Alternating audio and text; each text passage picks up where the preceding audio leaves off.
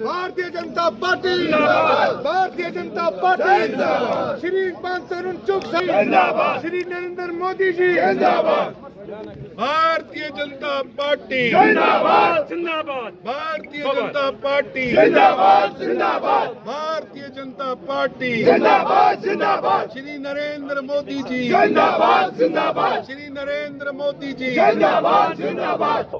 आज भारतीय जनता पार्टी का foundation day है।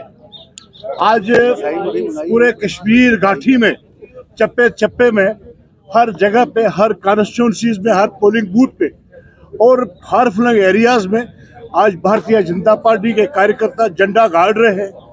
और मैं आपको कहना चाहूँगा कि it was 96 when we have started BJP in Kashmir और हम 40-50 लोग चलते थे। आज पूरी घाटी में चप्पे चप्पे में भारतीय जनता पार्टी के कार्यकर्ता इस झंडे को सलाम करते हैं और लोग जो जुड़ रहे हैं।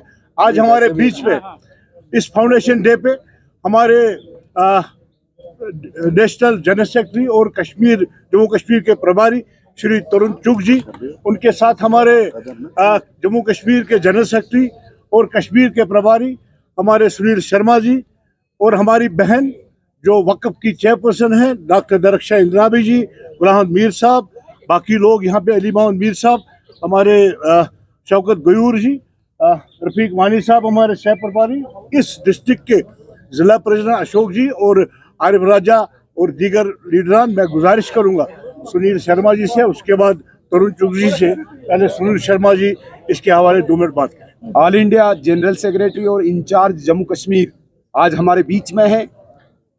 जैसा कि आप सब जानते हैं, यहाँ पे जितने भी भारतीय जनता पार्टी के प्रमुख कार्यकर्ता जमा हुए हैं, इसका मकसद आज सिर्फ फाउंडेशन डे मनाना है।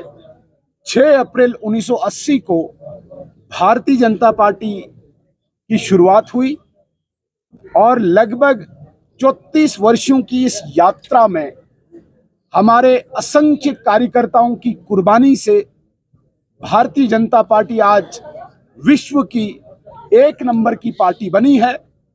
लेकिन इसमें प्रमुख भागीदारी कश्मीर के कार्यकर्ताओं की रही, क्योंकि कश्मीर में विपरीत परिस्थितियों में भी,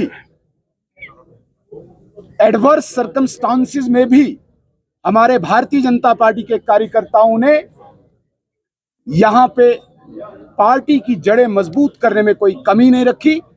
इसमें हमारे कार्यकर्ताओं ने शहादत भी दी।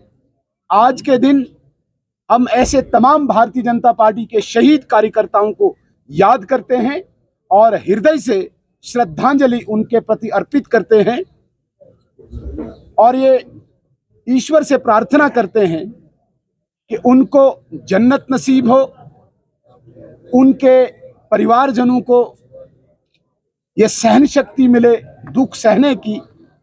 इसके साथ साथ, चूंकि मैंने पहले ही कहा कि 34 वर्षों की ये यात्रा आज भारतीय जनता पार्टी को नंबर 1 स्थान पर पहुंचाई है।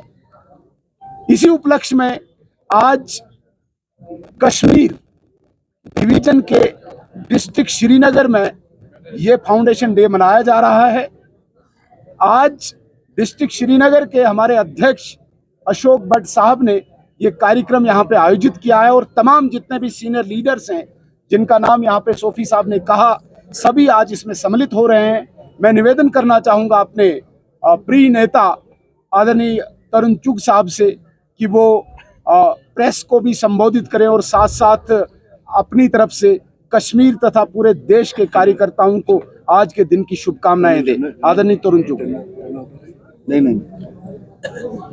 नहीं, जिनके लिए केवल व केवल लूट तंत्र ही, भ्रष्टाचार ही जिनकी नीतियां रहा है और इतिहास रहा है। और इन 3 परिवारों के लिए मैं फिर रिपीट कर रहा हूं, मुफ्ती परिवार, अब्दुल्ला परिवार और नेहरू गांधी परिवार के लिए केवल उनका परिवार ही देश है। और दूसरी तरफ नरेंद्र मोदी जी के लिए 140 करोड़ भारतीय उनका परिवार है।